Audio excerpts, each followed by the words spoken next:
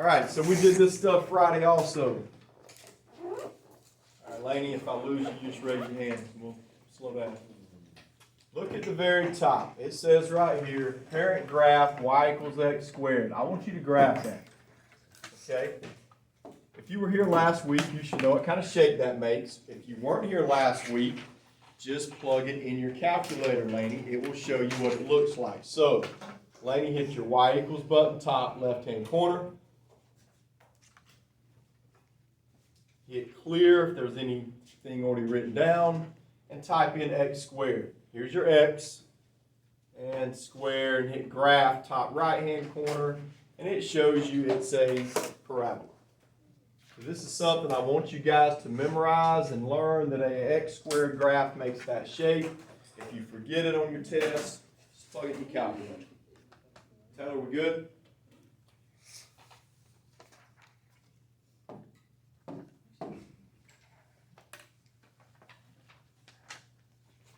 All right, now let's do number 6. Since this one's got an x squared also, since all three of these do, all three of these will make the same shape. They will be a parabola. So Laney, you start in the back. A -1 means it's going down 1. I want you to write that up under number 6, down 1. If it was +1 on the end, it would go up 1. All right? X plus 3, if I had x plus 3 equals 0 and I moved it over, then that would change into a -3. So that is going to go left 3, not right 3, because the sign changed. It goes left 3. And the last change, if it's got a negative in front of the problem, it's going to flip your graph from going up. It's going to flip it to go down. So you can write reflection or you can write flip.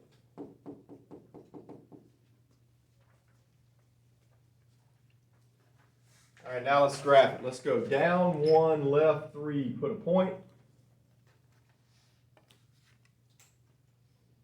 All right, and they want you to flip it over now, so draw your parabola just about the same size, just flip it over.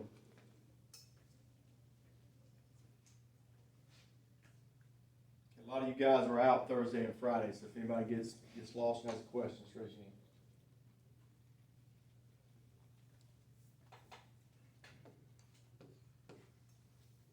All right, next one, number 2. All right, Laney, this right here, is that up 4 or down 4? Down 4. Down 4. Somebody help me on that one. X plus 1 is going to turn into what? -1, so that's left 1. Oh, down. All right, now we got something new. We got a fraction in front of the parentheses. As I showed you guys Friday, a fraction, Hunter, squishes it, makes it fatter. We call that compress. So I'm going to write compress.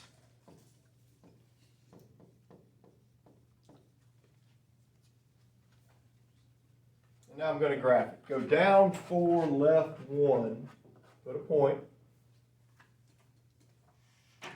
All right, so how come I don't have to flip this one over? I flipped number 6 over. Why don't we flip number 7 over?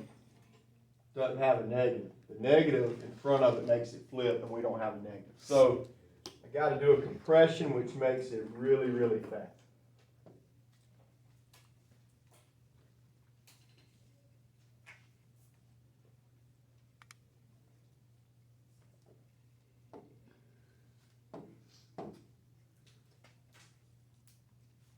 Hunter, we good? All right, Hunter, number 8 is missing something that number 6 and number 7 both have. What's it missing? Yeah, it doesn't have parentheses. Now, when you have the parentheses, that makes you go either left or right, so I get to skip that part on number 8. All right, so we just start at the end, and that's going to go down 5. If you want to write the word out, that's fine too. Down 5. All right, what else we got? We got a negative sign again. So that's a reflection or a flip. All right, this time we got something a little bit different. All right, look back at number 7. Number 7, we had a fraction. It compressed it, made it fat. All right, this one's got an integer, just a regular number. It's got 3.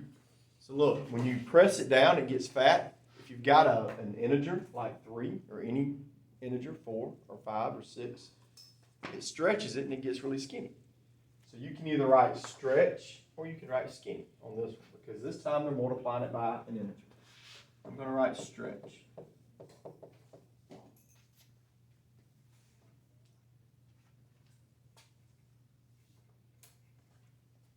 All right, so we got to go down 5 and make a point. And we got to flip it over and stretch it, which makes it really, really simple.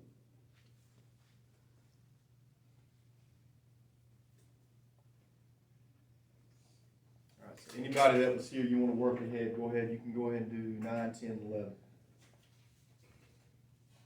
All right, we're good? All right, next 3. Got a new shape, Laney. We got square root of x. So if you don't know what kind of shape that is, how you going to figure it out? Plug it in your calculator. So y'all go. All right, so let's go to 9. All right, number 9 does not have a number back here on the end, does it? So I get to skip the part about going up or down.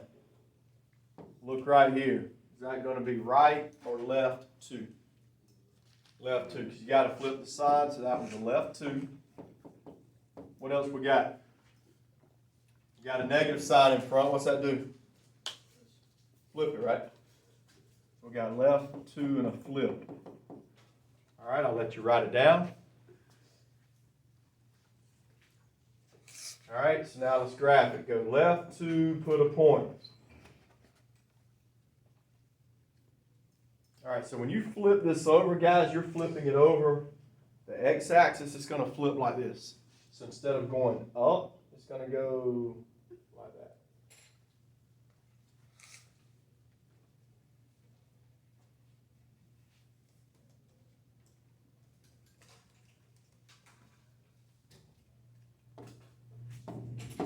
All right, what's the next one? Look at the end.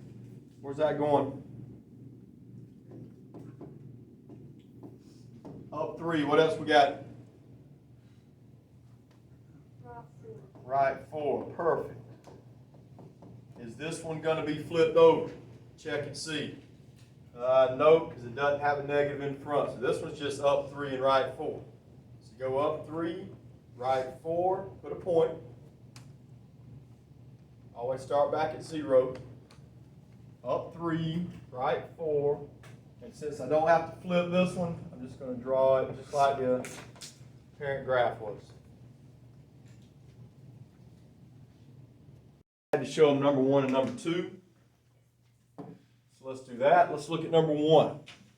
So if you did not finish 9 through 11 on the back, it's okay. You can finish it later. Flip it over, Griffin. Let's do number 1.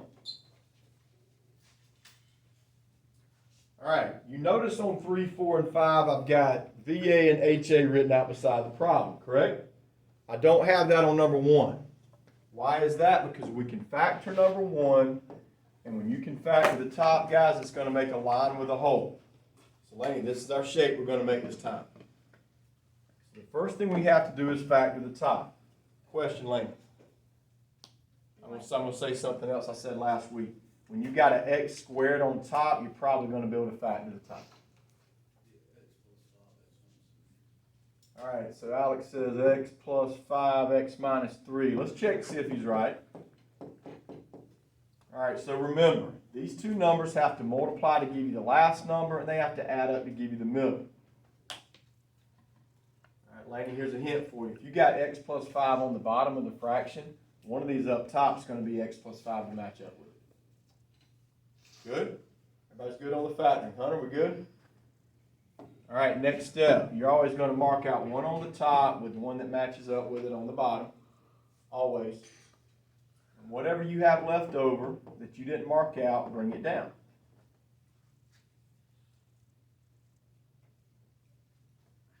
We're going to graph that now by rise over run. Where do I start? -3, right here. It's my y-intercept. All right, I go up 1 over 1.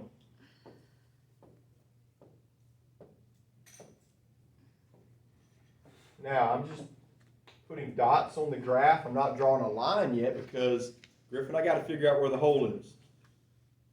All right, so Griffin, if you remember from last week, the hole comes from what you marked out. Guys, we marked out x plus 5. We You move that over, that's a -5. So Laney, our hole's gonna be at -5, so watch. Go to -5, Laney. Follow that down to where it's gonna hit your graph, and watch me finish it up. So I would have a hole there, draw your line there, draw your line there. I'll try to make them on the graph when you take a quiz. Let's check. 1 divided by 2 is, I got 0.5. So x equals 0.5. So again, with your color, go to 0.5 in between 0 and 1 and draw a dotted line.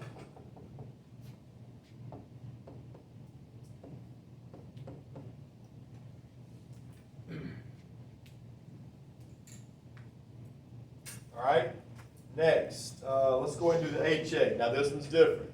All right, so Taylor, you missed some last week. I know Laney missed a lot. Who else? All right, look, going back, Laney. Hunter, you were out what? It's Thursday, Friday? Wednesday, Thursday, Friday. All right. So Hunter, looking back at number 3, if there's not an X on the top, then it's automatically Y equals 0. We said that. All right, look at this one. This one's got an X on the top and it's got an X on the bottom. When that happens, you just divide. 6 divided by 2, you get 3. All right, so it's going to be one way or the other.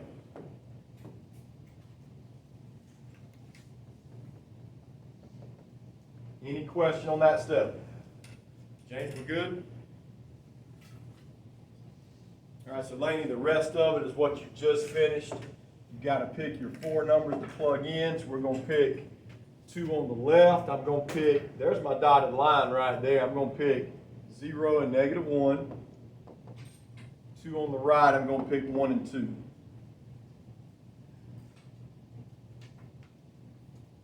And when y'all plug these in, you got to plug it in for both X's, this one and this one. All right, I'll stop and let y'all go ahead and finish that one and draw your curves. 1. For example, the first one is just y equals 4. The 4 I just brought down is y equals 4. How do we graph that? You go to 4 on the y-axis, and this is just going to be a bunch of points going across. Guys, just watch me on this one before you draw, okay? All right, so now, what is all this over here? This is the only part they want you to show on the graph. So y equals 4 goes all the way across your page. But they're saying right here, start at -5 and stop at +5. Okay? Here's -5. Here's +5. Draw your line in between. If you got anything outside that, you need to erase it. All right? You can graph it now. That's what it means. We're only showing a piece of the graph. We're not showing the whole thing going all the way across the graph. We're only showing a piece of it. All right, and that is the first line out of the 3 you're going to have to draw on this problem.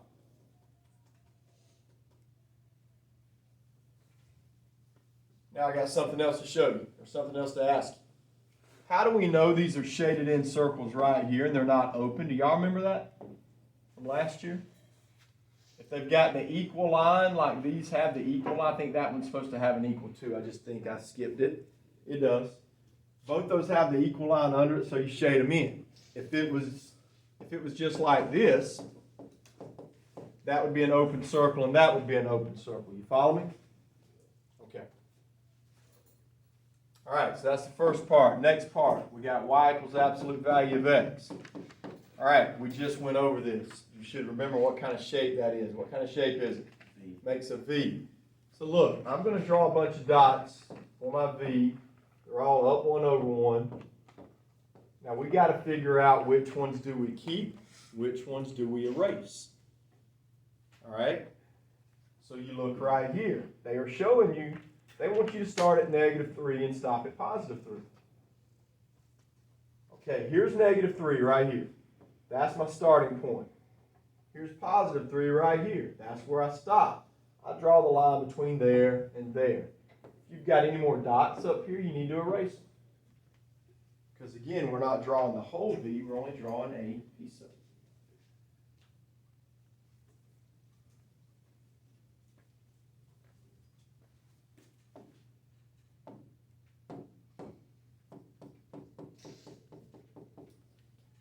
All right, let's be clear that y'all don't have to rewrite these three things down at the bottom unless it just helps you. It kind of helps me. If you can look at them right here, you're good. You don't have to rewrite them, okay? How do I graph this? Rise over run. Where's my starting point? Where's my y-intercept? Go to 3. Now again, I think it's really smart on these. Make sure you use a regular pencil because you're going to have to erase half of it, right? Don't use a pen, don't use a color pencil. All right, now normally our slope is up 1 over 1, but look at this one. That's a negative 1 over 1. So where does that go? It doesn't go up 1 over 1. It goes down 1 over 1. So this time, my line's going in this direction. Okay? What does this tell us right here? Go to 2, put a closed circle. Go to 2, closed circle right there. Now we have a decision. Do I draw the line on the right side of the closed circle or do I draw the line on the left side of the closed circle? Look at your sign. Is that greater than or less than? It's greater than. All the greater numbers are going forward, all the lesser numbers are going backwards. I'll show you an easier way. Which way does that arrow point? Points to the right. That's where you draw your line, to the right. You should never mess up on that. Just draw your line in the direction of the arrow of the inequality. All right, so that is our answer for number 1. Anybody have a question? All right, let's go to number 2.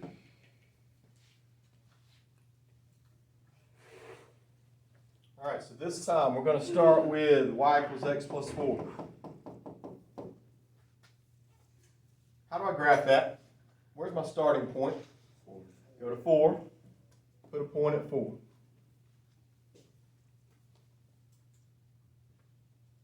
All right, this time, what is your rise over run? Just 1, right? So I go up 1 over 1. All these dots through here.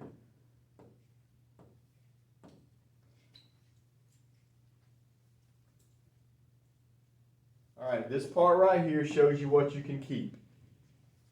So what do? Well, I go to negative 2 and I put an open circle this time. All right, here's negative 2. I'm going to put an open circle right there, so I need to erase that dot that's on the inside. All right, so now, same question we had on the last problem. Do I draw my line to the right of the circle or the left of the circle? Arrow points right, that's greater than. Keep the line on the right, erase the points on the left.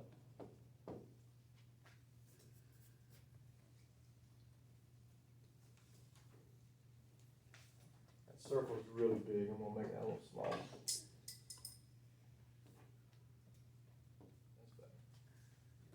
All right, let's go to the next one.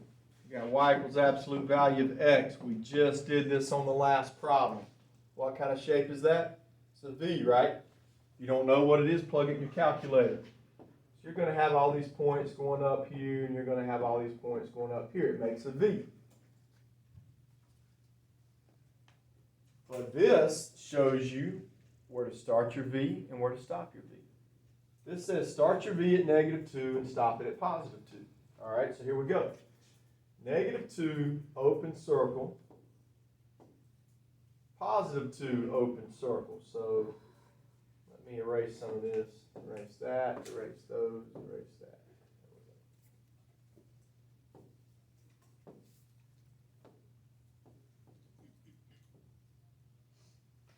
No sharing that circle there.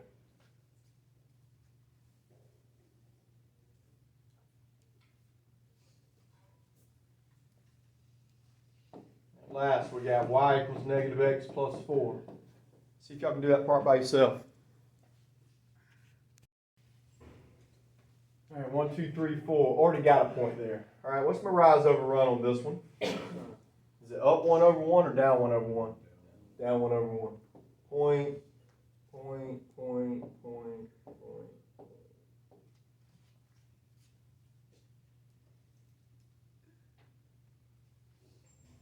All right, this is going to show us what we can keep. All right, this says go to 2, put an open circle. Here's 2, there's already an open circle there. Now, do I draw my line on the right side of the circle or the left side of the circle? Let's check it. Right side.